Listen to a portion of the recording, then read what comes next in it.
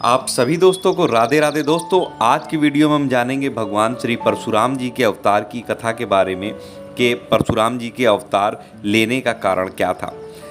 वाल्मीकि रामायण के अनुसार साक्षात ब्रह्मा जी के पुत्र राजा कुश के 4 पुत्रों में से कुशनाभ नाम के दूसरे पुत्र थे। राजा कुशनाभ ने पुत्र प्राप्ति के लिए पुत्रेष्टि यज्ञ किया, जिसके फल के स्वरूप उन्हें गाधी नामक परम धर्मात्मा पुत्र हुए।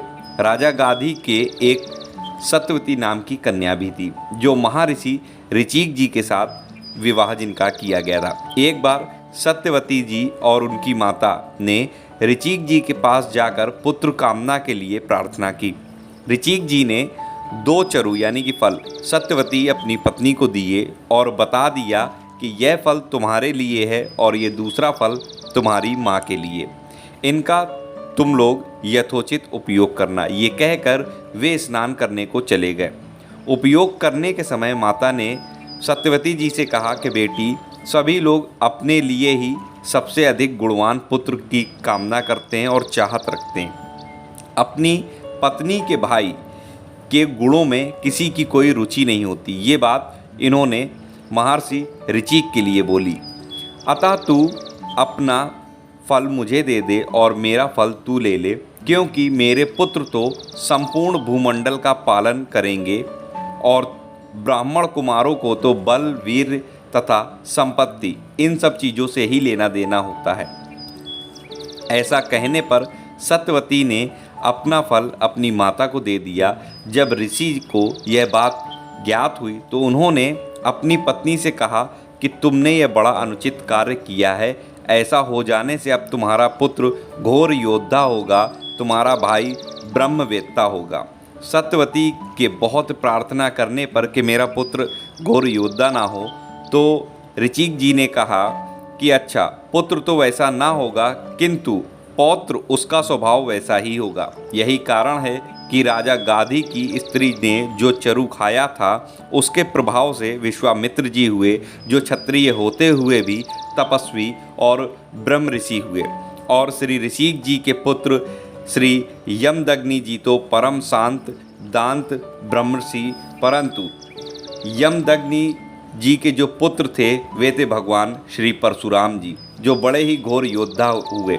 एक बार यमदग्नि ऋषि ने अपनी स्त्री यानी पत्नी को रेणुका जी को नदी से जल लाने के लिए भेजा। जहाँ पर गंधर्व और गंधर्वणी विहार कर रहे थे, ये जल लेने गईं तो उनका विहार देखने लग गई। इस कारण उन्हें लौटने में देरी हुई।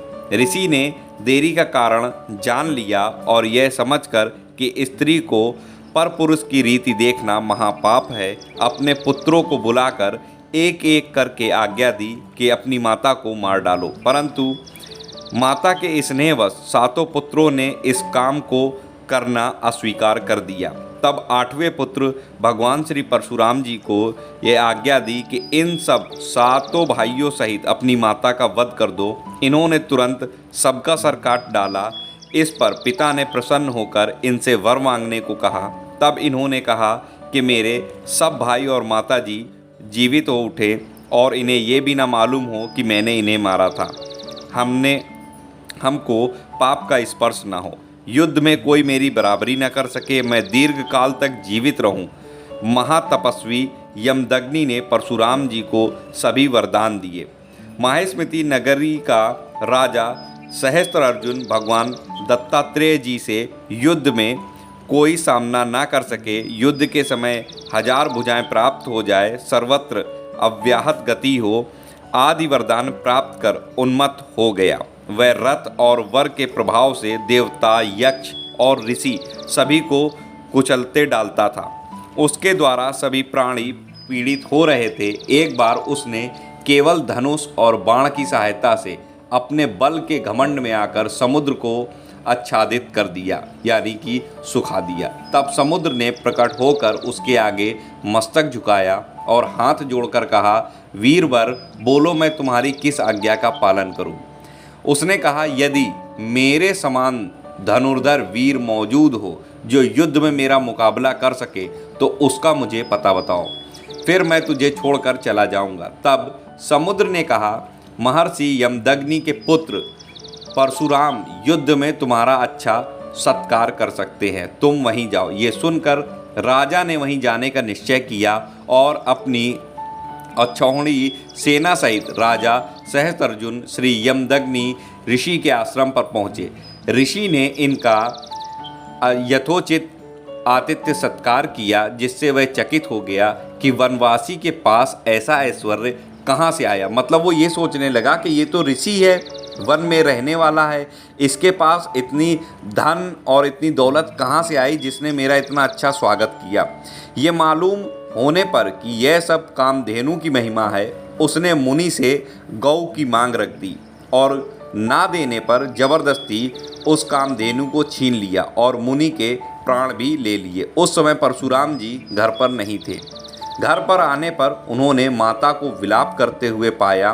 कारण जानने पर उन्होंने पृथ्वी को निक्षत्रिय करने का संकल्प किया और कहते हैं कि विलाप में माता ने 21 बार छाती पीटी थी। अतः इन्होंने 21 बार इस पृथ्वी को क्षत्रिय विहीन कर दिया था।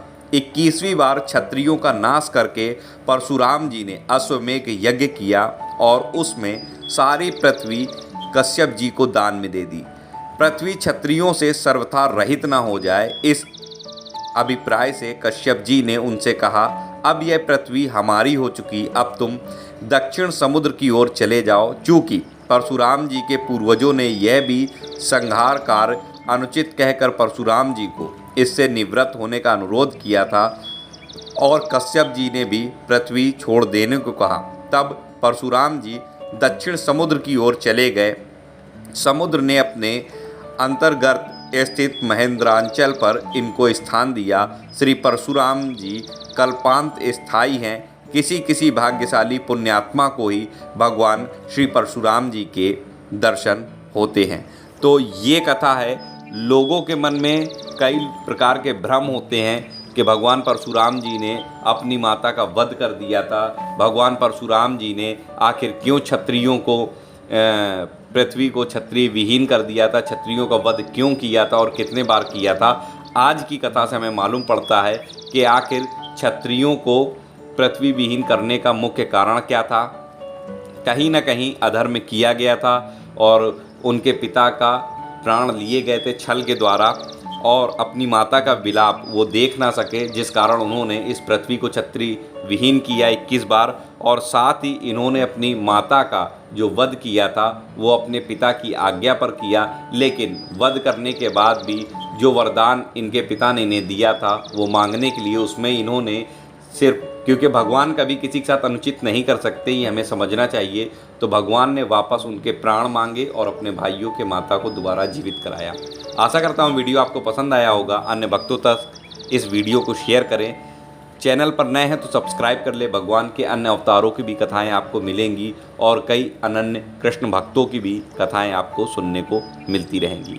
मिलता हूँ अगले वीडियो में, तब तक आप सभी को राधा वल्लभ श्री हरिवंश।